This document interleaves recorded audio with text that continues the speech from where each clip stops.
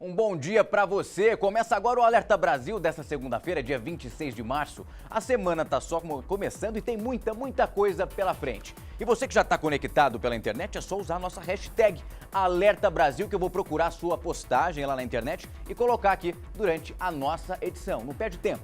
Corre para lá e também continua nos acompanhando aqui. E a gente já começa prestando o serviço para você, que daqui a pouco está começando aí a semana junto comigo. Vamos conferir como está a previsão do tempo para esta segunda? As imagens que você vê são da Avenida Paulista, o coração lá de São Paulo. Nesse momento, 24 graus e a máxima não deve passar aí dos 30. Temperatura agradável demais. E a gente confere o trânsito. Vamos dar uma olhada lá na Marginal Tietê.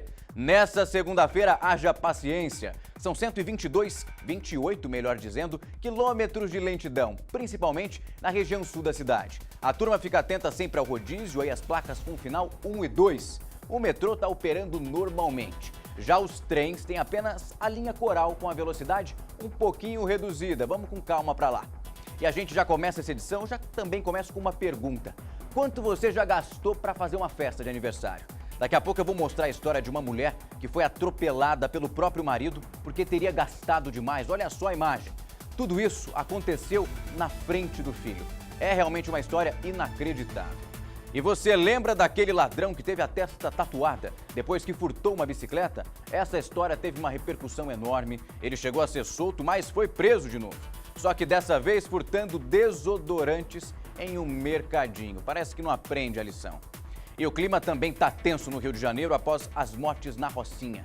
As armas usadas pelos policiais na operação aí na comunidade, que terminou com 8 mortos durante o final de semana, foram recolhidas e agora serão periciadas.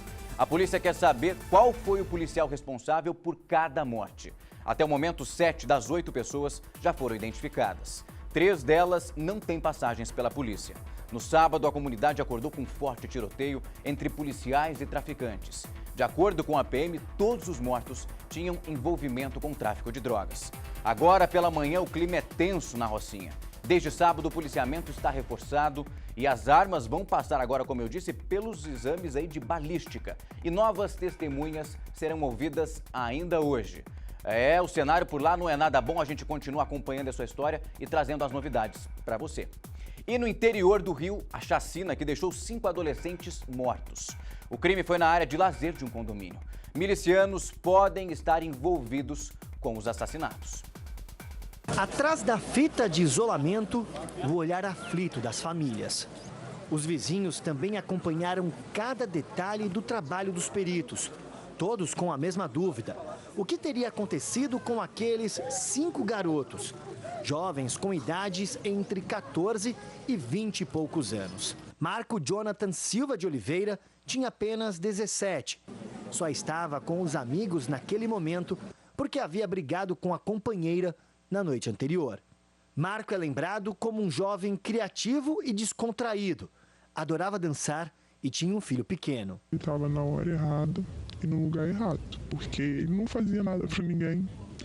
Ele era uma pessoa que vocês não têm noção, era um pai, meu filho ama ele. Meu filho tem 1 ano e 4 meses e sente um amor pelo pai que vocês não têm noção. Eu não sei nem como vou falar pro meu filho. O crime aconteceu por volta das 5h40 da manhã de domingo. Segundo os moradores, os jovens tinham acabado de voltar de um show de rap que teria ocorrido no centro de Maricá. Todos moravam aqui no condomínio. Porém, ao invés de ir embora para casa, decidiram parar no quiosque da churrasqueira para tomar aquela famosa saideira. Mas bandidos armados entraram no condomínio e transformaram uma noite de festa em mais um caso de polícia. Os moradores disseram que as vítimas não tinham envolvimento com o tráfico de drogas ou outras atividades criminosas, mas admitiram que alguns eram usuários de drogas. Eles acreditam que o crime foi planejado por milicianos, que vêm tentando dominar algumas áreas de Maricá. Final de semana violento também no Nordeste. Veículos foram incendiados durante uma onda de ataques de criminosos no Ceará. A Secretaria de Segurança informou que 6 homens foram presos, suspeitos de participação na sequência de ataques. Ainda na noite de sábado, 5 ônibus e 2 torres de telefonia foram incendiados. Os suspeitos de atear fogo foram presos com galões de gasolina. 50 carros e motos também foram queimados, isso em um terreno da Secretaria de Infraestrutura em Cascavel, no interior do estado. O policiamento foi reforçado na capital Fortaleza e também no interior. Mesmo assim, ônibus voltaram a ser incendiados na tarde de domingo. A principal linha de investigação é que o ataque foi ordenado por facções criminosas. Isso depois que o governo anunciou a intenção de instalar bloqueadores de celular nos presídios do estado. E eu vou te mostrar daqui a pouco a ousadia de uma quadrilha. Os bandidos tentaram assaltar policiais que estavam dentro de uma viatura da PM. Dá pra acreditar nessa história? O Alerta Brasil já está de volta, não falei que era rápido, então não perde a hora, acerta aí junto comigo, agora 9 horas e 10 minutos. E eu volto para falar do corre-corre. Perseguição em plena rodovia Fernão Dias, que liga São Paulo a Minas Gerais. O motorista de uma carreta fugiu depois de abastecer em um posto de combustível e foi embora sem pagar. Acompanha essa reportagem aqui agora comigo. Manobras perigosas. O cara tá louco, ele tá doido. E som de tiros. Cenas da perseguição a uma carreta na rodovia Fernão Dias, em um trecho de 80 quilômetros no sul de Minas. A caçada começou em Careaçu e terminou em Varginha, onde o suspeito foi cercado em uma avenida movimentada. O motivo da perseguição foi uma conta. O motorista da carreta parou em um posto de combustíveis, abasteceu e saiu sem pagar R$ 1.200. A Polícia Rodoviária Federal foi acionada e fez o primeiro cerco. Mas o motorista não obedeceu a ordem de parada e seguiu em frente. O motorista furou outros cercos policiais, sempre em alta velocidade. Inclusive, colidindo com uma viatura nossa, colidiu com uma viatura da Polícia Rodoviária Federal e também colidindo com o carro de civis. Os policiais atiraram nas rodas. Estourou. E a carreta ficou sem o pneu dianteiro. O motorista, de 37 anos, disse que estava sob efeito de drogas. Na cabine, os policiais encontraram cocaína. Só pode. Abasteceu tem que pagar, meu amigo, não dá pra fugir não. E no Rio Grande do Sul, motorista bêbado dirige de propósito na contramão e em rodovia e acabou provocando um acidente grave. Uma passageira de um carro e um bebê de apenas 2 meses, que estava com os pais no ônibus de turismo, morreram. O acidente próximo à entrada de Torres, no litoral norte gaúcho, envolveu 2 carros, um caminhão e um ônibus. 21 pessoas ficaram feridas. A passageira de um dos veículos, Janaína Neisinger, de 37 anos, e um bebê de apenas 2 meses, que estava no ônibus deitado no colo da mãe, morreram. No meu instinto, na hora que ele virou, eu tentei puxar eles. Só que ele me escapou, a minha esposa também, eu consegui dar uma puxada. Senão podia ser pior. Está sendo muito difícil, o momento mais difícil da minha vida. O motorista do sedã dirigia na contramão e bateu de frente com outro carro. Um caminhão parou na pista e ligou o pisca-alerta para sinalizar o acidente. Mas o condutor de um ônibus de excursão que vinha logo atrás não viu e tombou no canteiro central. Segundo a polícia, o motorista que causou o acidente estava embriagado. Ele foi preso e confessou que entrou na contramão de propósito para chegar mais rápido a um retorno e encurtar o caminho para casa. Ele percorreu cerca de 500 metros na pista contrária. Márcio Quadros Monteiro, de 38 anos, será encaminhado para o presídio de Osório. Está respondendo o processo, a princípio, por homicídio doloso, dolo eventual, onde assumiu o risco, embriaguez e lesões corporais. O ônibus de excursão envolvido no acidente tinha saído de São Gabriel, na metade sul do estado, rumo a um parque de diversões em Santa Catarina. 5 passageiros estão em estado grave, entre eles um jovem de 16 anos que teve a perna amputada. Como pode ser tão irresponsável? E agora, flagrante de arrastão no Rio de Janeiro. Olha só essas imagens comigo. Alguns motoristas dão marcha ré. Segundo os moradores, os assaltos na avenida provocaram uma enorme confusão no trânsito. Os bandidos teriam fechado a avenida durante a tarde desse domingo, mas a polícia não confirma o ataque dos criminosos. Isso que você está vendo, olha só a correria, imagina o susto de quem precisa passar por lá. Isso num domingão, o pessoal querendo chegar pro almoço, aí, então voltando para casa. Rio de Janeiro, cada dia uma notícia mais complicada vindo de lá. Qualquer atualização também nós trazemos aqui para você durante essa edição do Alerta Brasil. E o empresário atropela a esposa no dia do aniversário dela. E olha só o motivo. Esse homem teria ficado nervoso depois que a mulher gastou quase R$20 mil para fazer a festa de aniversário. Uma câmera de segurança flagrou o atropelamento. Nas imagens, Sabrina sai do carro e para na frente da caminhonete de luxo do marido. Ele acelera e passa por cima da esposa. Nas fotos, o casal parece feliz. Sabrina do Amaral Vec e Alexandre Vec tiveram 3 filhos, 2 meninas e um menino. Esta outra imagem é do buffet, já preparado para a festa de 40 anos de Sabrina. A mulher investiu cerca de R$18 mil no evento, que aconteceu sem ela. A tia dela me procurou, falou assim que ela tinha sofrido um acidente, que não ia ser possível ela comparecer ao evento. O acidente foi causado pelo marido, que saiu de casa para cortar o cabelo com o filho de 8 anos. Na volta, ele parou em 3 bares e bebeu em todos eles.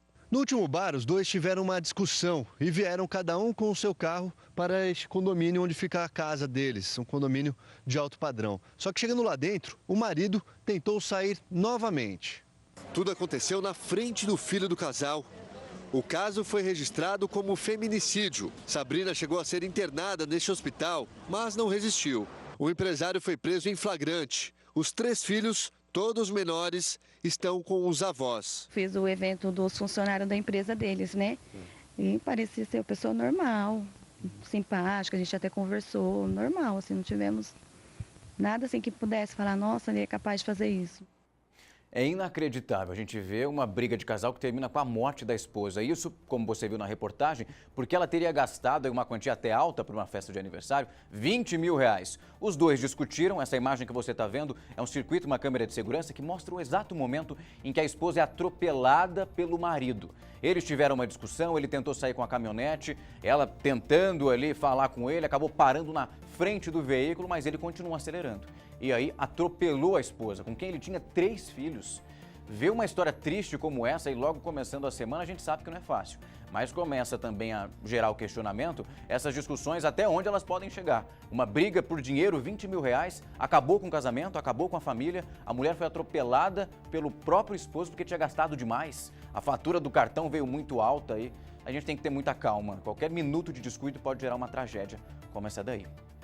E a polícia militar, o policial, melhor dizendo, o militar responsável pelas agressões e morte de um folião no carnaval é preso em Minas Gerais. Quem traz as informações pra gente é o Gabriel Rodrigues. Gabriel? Oi, Algarte, bom dia para você e a todos que nos acompanham. O Denner Santos estava saindo junto com um amigo de uma festa pré-carnaval em Sabará, cidade da região metropolitana aqui de Belo Horizonte, quando tudo aconteceu. Imagens mostram o momento em que uma viatura da polícia passa ao lado dos 2 rapazes. Um policial então aplica um golpe de cacetete contra Denner, que cai no chão. Pouco depois, o policial ainda chuta o rapaz que já estava caído. E acredite, Denner só foi socorrido porque um outro amigo dele que também estava na festa e vinha logo atrás pediu por ajuda. Só lembrando que a versão apresentada no boletim de ocorrência pelos policiais é completamente diferente do que a gente acompanha nas imagens. No boletim de ocorrência, eles disseram que a vítima teria caído sozinha e batido a cabeça no chão. Pouco depois que essas imagens foram registradas, o socorro chegou, a vítima foi encaminhada para o hospital, chegou a ficar internada por 6 dias, mas não resistiu aos ferimentos. E agora, o policial responsável por essas agressões está preso. Voltamos aos estúdios da Record News. Obrigado pelas informações, Gabriel. E você se lembra daquele rapaz que teve a testa tatuada depois que furtou uma bicicleta? Ele foi preso, mais uma vez, agora por furtar 2 desodorantes em um mercadinho. A foto mostra Juan Rocha da Silva já na delegacia. Nesta outra, ele segura os 2 frascos de desodorante que furtou de um mercado em Mairiporã, na Grande São Paulo. O rapaz, que já tem 18 anos, ficou conhecido após tentar furtar uma bicicleta em uma pensão em São Bernardo do Campo, no ABC Paulista, em junho do ano passado. Na época, ele era menor e acabou sendo flagrado por 2 moradores do local. Um deles, tatuador, tatuou a mensagem na testa do garoto: "Eu sou ladrão e vacilão". E vai doer, hein? Vai doer! Na testa, hein? Olha pra câmera ali. O vídeo foi publicado na internet pelo próprio tatuador. Horas depois, os 2 foram presos. O caso ganhou grande repercussão. Que é? Ladrão. Eu o quê? Sou ladrão. E vacilão. E o jovem acabou sendo internado nesta clínica de reabilitação. Ele tem bom comportamento, inclusive trabalha como monitor do local. Essa tinha sido a primeira vez que ele saía sozinho da clínica. Juan foi preso em flagrante e vai responder em liberdade por furto a estabelecimento comercial. Ele já está de volta à clínica de recuperação. Juan agora foi realocado para um setor da clínica e vai receber atendimento psicológico. Tenho certeza que você lembra desse caso, ganhou uma repercussão enorme. Esse rapaz depois saiu aí, depois que foi encontrado pelas vítimas lá do furto anterior da bicicleta, com a tatuagem ali na testa. Laçou um ladrão vacilão. A turma começou a comentar muito nas redes sociais, alguns apoiavam aí o que a vítima, a pessoa que teve a bicicleta furtada, fez, de tatuar a testa desse rapaz, dizendo que ele era um criminoso. Outros disseram que isso não pode ser feito, se ele errou, tem que ser levado para a cadeia. No caso, como ele era menor, aí para alguma fundação, onde lá ele receberia assistência, para quem sabe aí não voltasse para o mundo do crime, o que não aconteceu. Agora é maior, continua cometendo crime. Da outra vez que a tatuagem foi feita, a turma aí das redes sociais fez até uma vaquinha para poder tirar essa tatuagem da testa do rapaz. É claro que se ele errou, a justiça tem que ser acionada, ele precisa ser penalizado, fazer justiça com as próprias mãos. A situação é tão complicada que a gente sabe que muitas pessoas acabam aí não aguentando e fazendo o que fizeram com esse garoto. Mas agora aí foi detido mais uma vez, furtando desodorante no mercadinho. Será que vai precisar aí de passar por uma situação tão constrangedora quanto a tatuagem? Porque parece que não fez efeito nenhum. A gente, claro, continua acompanhando os passos desse rapaz para saber se ele vai cometer algum outro exagero ou não. E agora é exclusivo. Estudante de 26 anos é morto por assaltantes ao tentar proteger a esposa, na zona sul de São Paulo. Na fuga, os criminosos acabaram não levando nada. O crime foi bem em frente à casa da família. Manchas de sangue na rua e todos em choque. É uma realidade terrível. Não pode acontecer nesse país. Eram quase 6 horas da manhã, quando Guilherme Laurito de Batista Malê parou em frente à casa dos pais para deixar a irmã. Além dela, estavam no carro a esposa dele e um amigo do casal.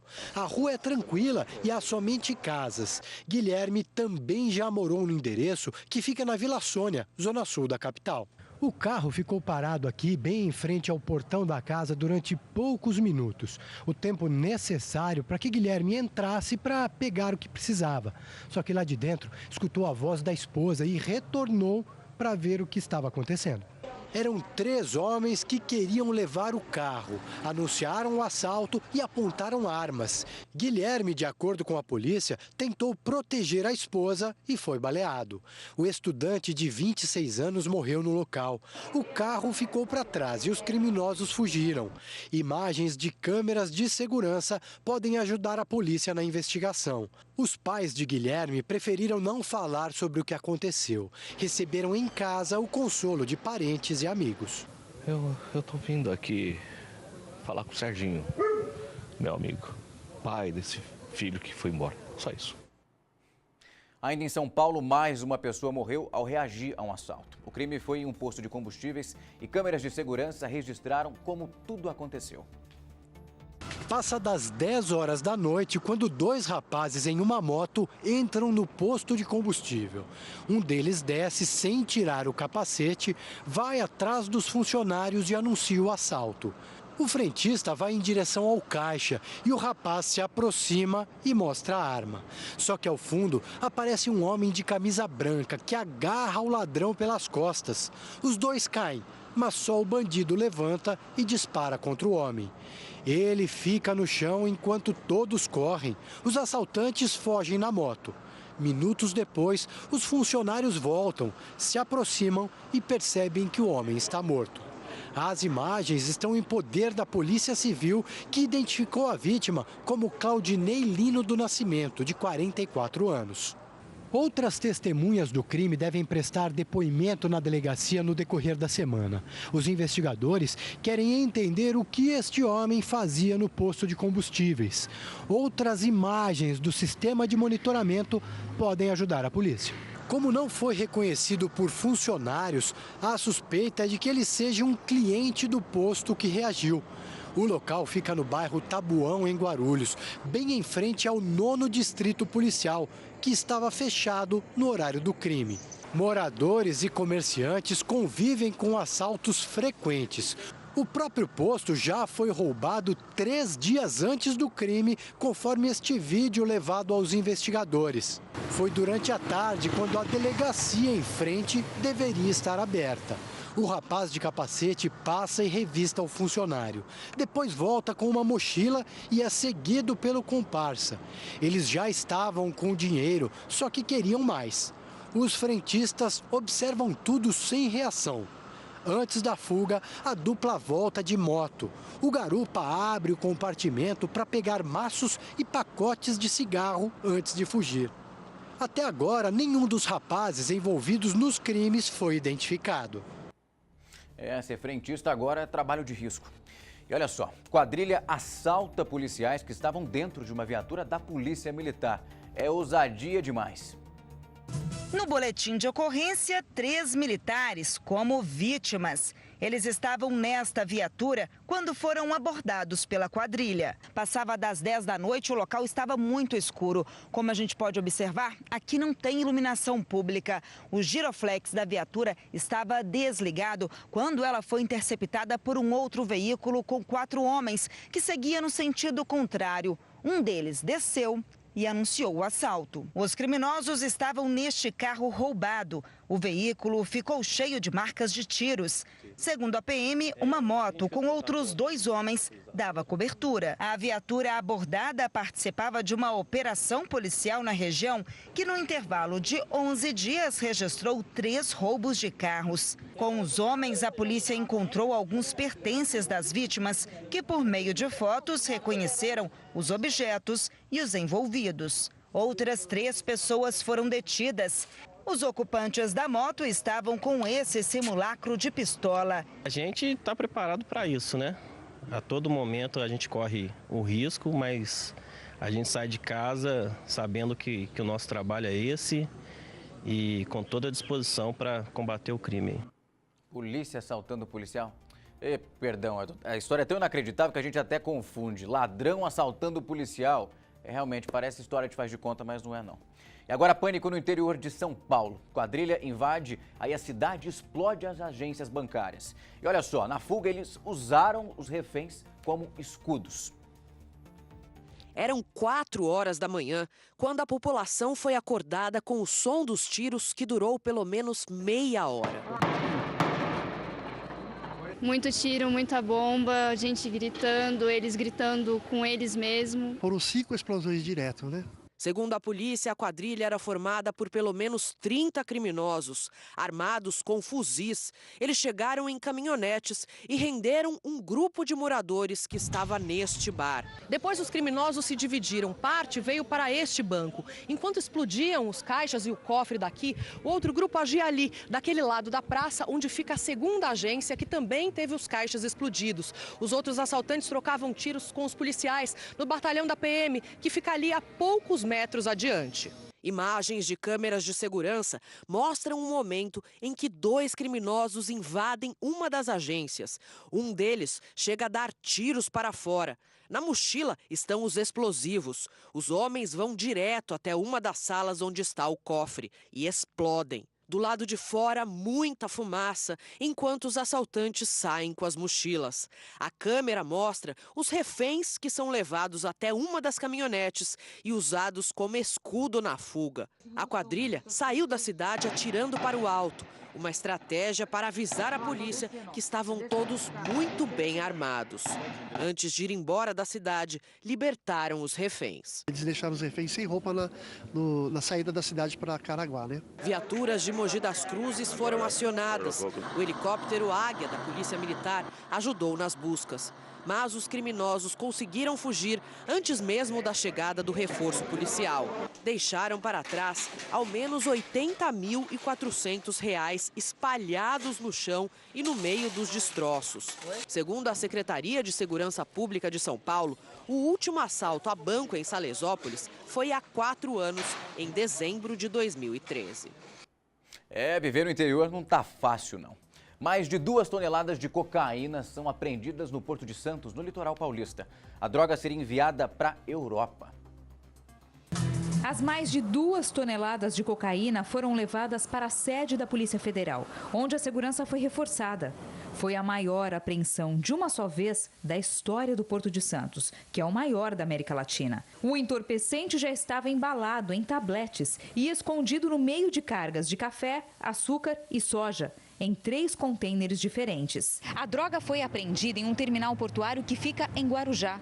Os contêineres seriam embarcados em um navio com destino a portos da Espanha, Alemanha e França. Ninguém foi preso. A suspeita é que a droga foi colocada nos contêineres quando a carga já estava no pátio do terminal.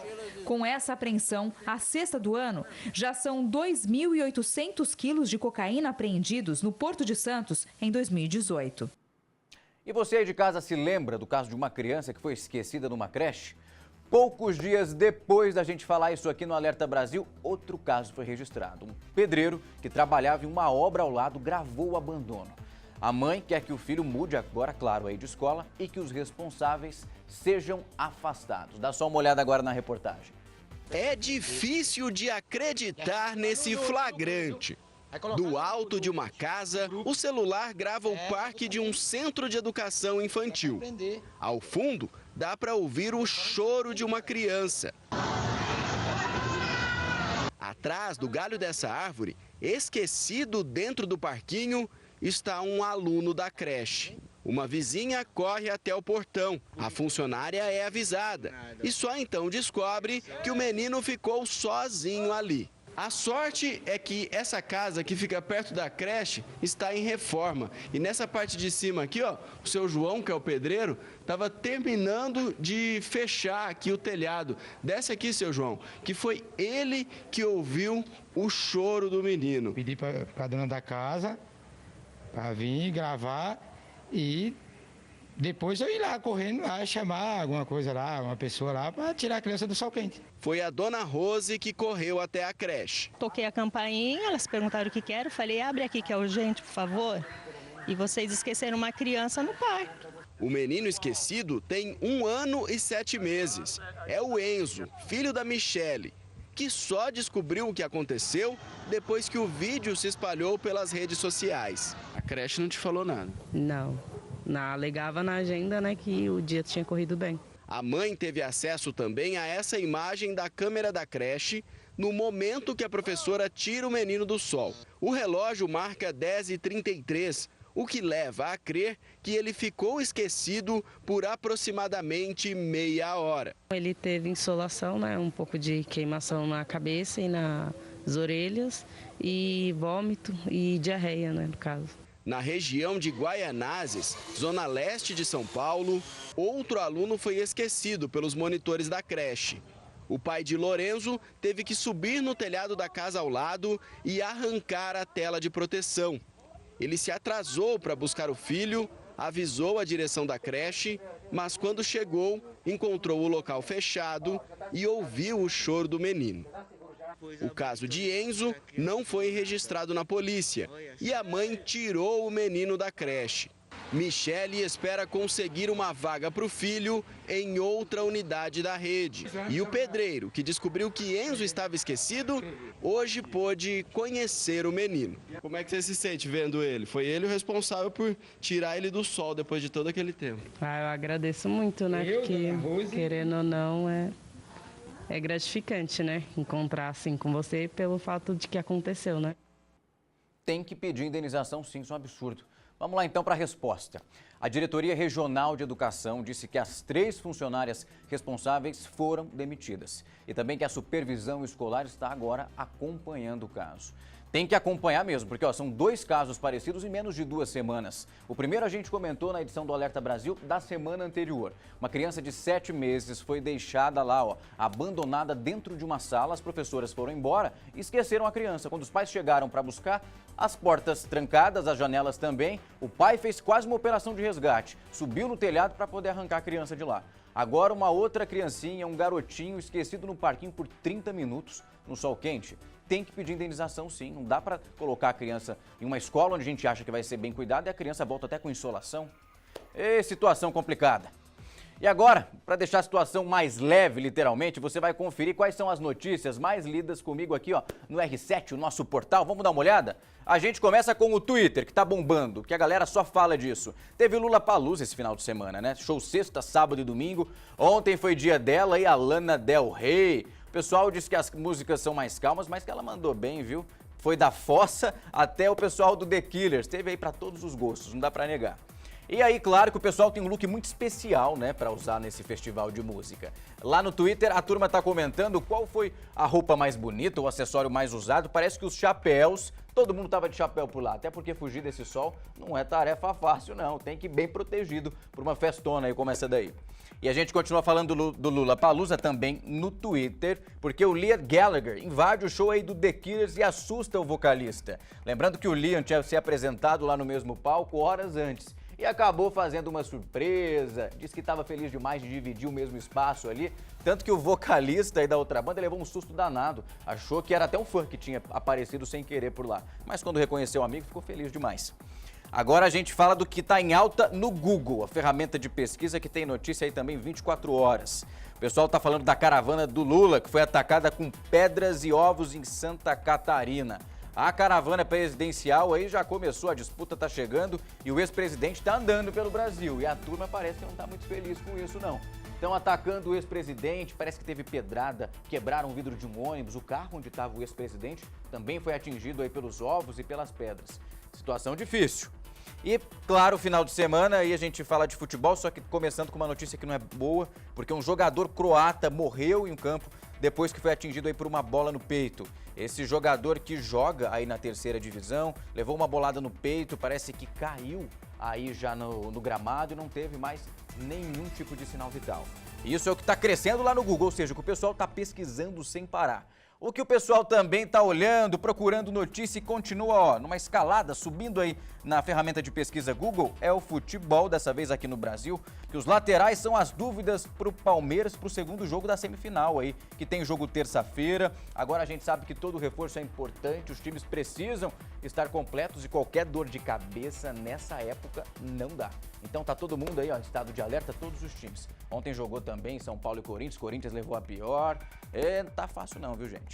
E olha só, a gente vai fazer um rápido intervalo, só que antes disso eu quero pedir a sua participação, como eu falo todos os dias. Faz sua postagem lá na rede social, usa a nossa hashtag Alerta Brasil, que durante a nossa edição nós comentamos aqui. Quero saber o que você está pensando, o que está gostando do jornal. Se preferir, tem o nosso WhatsApp. Anota o número aí, pega a caneta.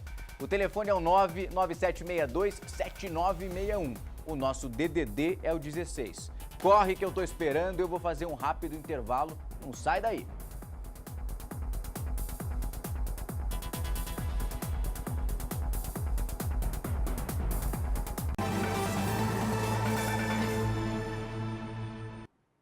O Alerta Brasil já está de volta, agora 9 horas e 43 minutos. E a gente vai para o interior de São Paulo, porque lá uma adolescente que tem 17 anos morreu depois que foi baleada. A suspeita é de que ela tentava fugir dos assaltantes. Quem conta essa história para a gente é o Robson Risse. Robson. Olá, Algarte. A polícia suspeita que Rafaela Bugatti tenha reagido a uma tentativa de assalto. Ela estava dirigindo um carro numa das principais avenidas da região norte daqui de São José do Rio Preto, quando foi abordada por dois criminosos que estavam em uma moto. O garupa atirou contra essa garota. Ela perdeu o controle do carro e foi parar na frente de uma loja. Ela saiu do automóvel para pedir ajuda, mas acabou sendo atingida por outros disparos. A polícia ainda procura esses criminosos, mas não tem pistas deles. O caso já está aqui na Delegacia de Polícia Civil de São José do Rio Preto. Voltamos aos estúdios da Record News. Obrigado pelas informações, Robson. E hoje os olhos do país ficam mais uma vez voltados para o julgamento do recurso apresentado pela defesa do ex-presidente Lula no Tribunal Regional Federal da 4ª Região em Porto Alegre. O julgamento será hoje à tarde contra a decisão que condenou e aumentou a pena de Lula no caso do triplex do Guarujá. Para você aí de casa lembrar, no dia 24 de janeiro, os 3 desembargadores do TRF4 aumentaram a pena dele para 12 anos e 1 mês de prisão, por corrupção passiva e lavagem de dinheiro.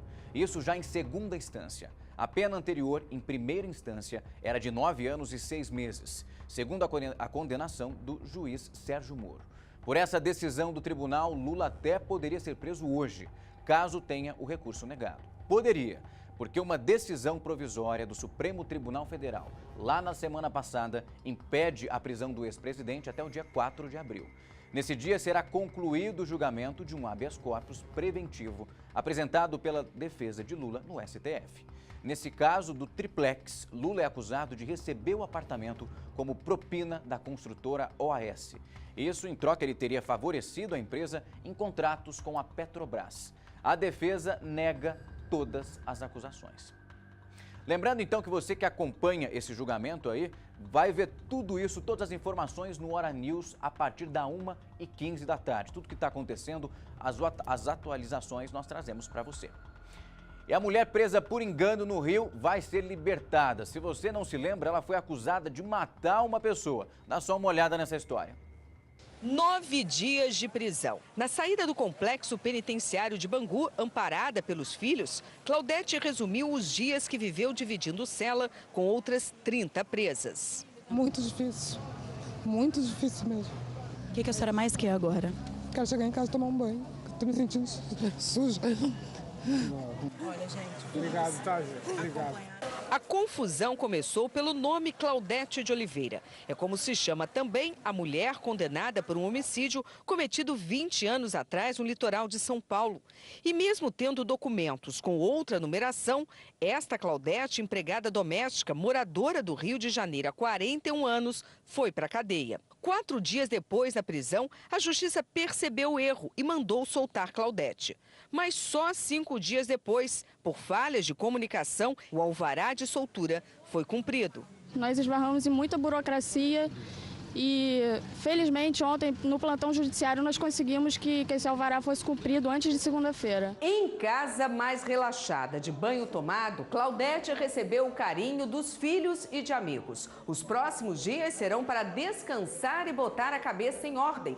Tudo o que ela quer agora é esquecer o que aconteceu e recomeçar. Como a Fênix, que renasce das cinzas, assim que eu estou me sentindo. Não consigo entender. Como que pode um erro tão grotesco assim botar uma pessoa numa situação tão constrangedora? Tinha noite que eu chorava. Dá para chorar, mas só Deus.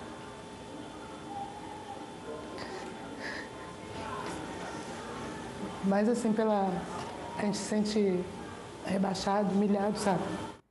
É isso mesmo, se sente humilhado, um erro absurdo e tem que pedir indenização, porque isso não pode acontecer. Como você viu na reportagem, ela já está em casa, foi liberada, está aí com a família. A Justiça de São Paulo disse que o erro foi no cumprimento da ordem de prisão, porque ninguém percebeu que as duas mulheres têm o mesmo nome, mas documentos de identidade obviamente diferentes. Já os policiais que fizeram a prisão no Rio deram outra explicação. Disseram que a polícia de São Paulo não só passou as fotos da dona Claudete, como informou o endereço onde ela poderia ser encontrada. E agora a gente vai para o interior de São Paulo, para Franca, falar com o Tiago Valentim, que tem uma história de um trator que foi encontrado pela polícia dentro de um motel. Que história é essa, Tiago? Bom dia para você.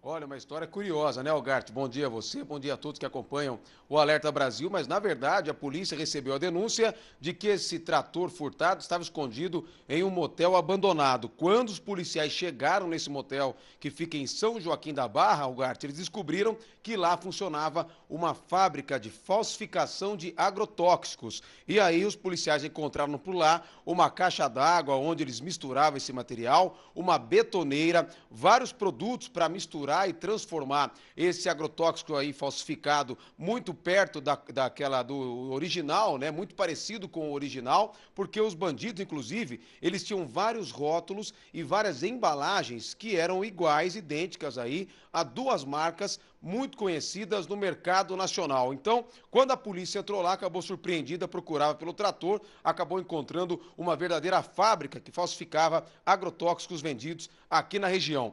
3 pessoas estavam no local, um homem de 30, um de 29 anos. Esses 2 acabaram presos e uma terceira pessoa foi ouvida e liberada. Agora a polícia investiga para saber onde esse material era vendido aqui na região de São Joaquim da Barra, vizinha à cidade de Franca. Viu, Algarte? Voltamos com vocês agora nos estúdios da Record News. Valeu, obrigado pelas informações, Tiago.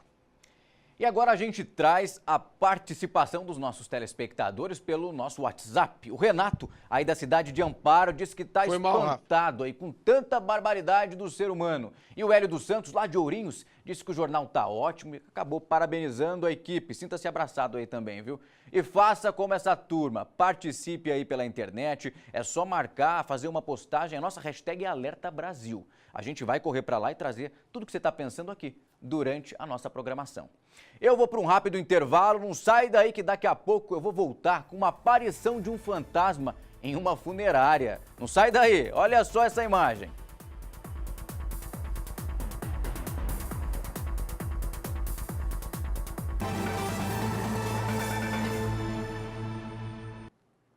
E já tô de volta fazendo uma pergunta. Você tem medo de fantasma? Então olha só essa. Uma foto misteriosa está assustando os moradores da pequena Campanha, cidade aí de Minas Gerais. Olha só essa imagem. Você consegue ver alguma coisa? Esse registro aí que você acompanha comigo é da janela de uma funerária. E claro que o pessoal por lá está intrigado. Quem tirou a foto afirmou que a funerária estava fechada, não tinha ninguém lá. Ou seja, a galera vazou, fechou a funerária, mas o que você está vendo ali nessa janela? Olhando daqui, parece realmente tem o perfil de uma pessoa. Funerária fechada, alguém aparecendo na janela, parece muito. Olhando assim, ó, você vê certinho ali, ó, dá pra ver, parece até com uma roupa branca, cabelo escuro, preto. É pra dar medo, já pensou? Você correndo ali, passando pela funerária, quando olha pra cima, ali na janela, dá de cara com uma imagem dessa, janela trancada, porta trancada e alguém passando de uma janela pra outra, tô fora. Você acha que é fantasma? Marca aí o nosso jornal, hashtag balança, eu confundindo aí, ó. Alerta Brasil, marca aí que a gente vai dar uma olhada. Eu quero saber se você pensa que é um fantasma ou não. Quero saber da sua opinião. Eu acho que é um fantasma, tá claro aí. Na quinta-feira, 29 de março, estreia nos cinemas de todo o país uma das maiores produções brasileiras, o filme Nada a Perder. O roteiro aí foi feito com muito cuidado, a escolha do elenco, tudo pensado para levar ao público uma história que, claro, vai emocionar muita gente. Ok, preparar para rodar, atenção! Imagina uma produção grande.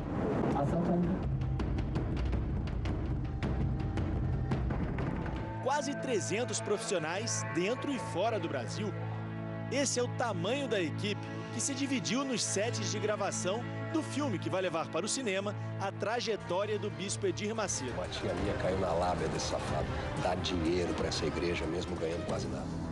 A história do homem que liderou um dos maiores movimentos de fé que começou no Brasil e hoje está em vários países. A gente não pode permitir que esse homem continue agindo impunemente.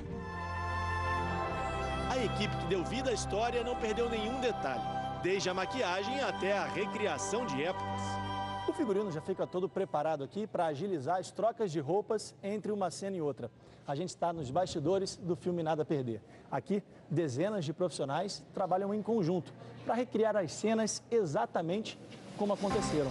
Mais de 8.500 figurantes, atores, maquiadores, cinegrafistas, assistentes, diretores. Um batalhão para contar uma história real, com muita ação.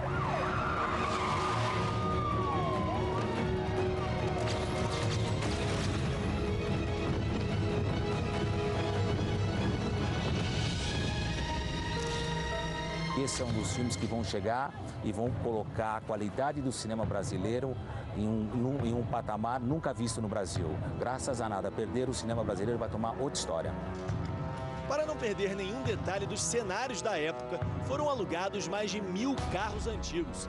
Câmeras de ultra definição com lentes especiais vão deixar o conteúdo ainda mais real. São lentes usadas muito pelo cinema americano, em especial pelos épicos, que ela cria um formato do enquadramento mais retangular e traz um aspecto muito maior do que a vida normal. O longa foi gravado em mais de 150 locações pelo Brasil. A gente quer contar essa história não só com o texto, não só com o som, a gente quer contar essa história com imagens. Então, todas as imagens têm que ter poder. Então, a primeira vista, o primeiro frame, a primeira cena que eles assistirem, eles já vão embarcar dentro dessa história, vão entrar dentro desse mundo, e que é um mundo realmente mágico, épico, diferente de tudo que eles já viram antes. Petrônio Gontijo interpreta Edir Macedo, papel que consagra uma carreira de sucesso no teatro e na televisão. Um trabalho que exigiu do ator e de todo o elenco muita dedicação. Exige 12 horas de concentração, não só dos atores, mas de todo mundo. Você olha aqui no set de filmagem, está todo mundo ligado, está todo mundo pronto e atento, esperto para o que precisar. Todo mundo aqui está fazendo 100% o que tem que fazer. Então, isso para mim está sendo muito bacana, porque são excelentes profissionais que estão envolvidos. A estreia nacional do filme Nada a Perder é no dia 29 de março, na próxima quinta-feira.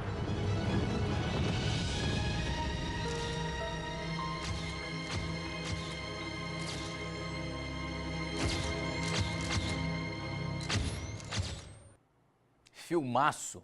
O Alerta Brasil dessa segunda-feira vai ficando por aqui. Amanhã eu tô de volta a partir das 9 da manhã. E agora eu tô indo pro Facebook fazer aquela live de sempre. E antes de ir embora, um abraço pro Hermes, o pai da Fabi, que acompanha a gente todo dia. Então não esquece, amanhã às 9 eu tô de volta. Até!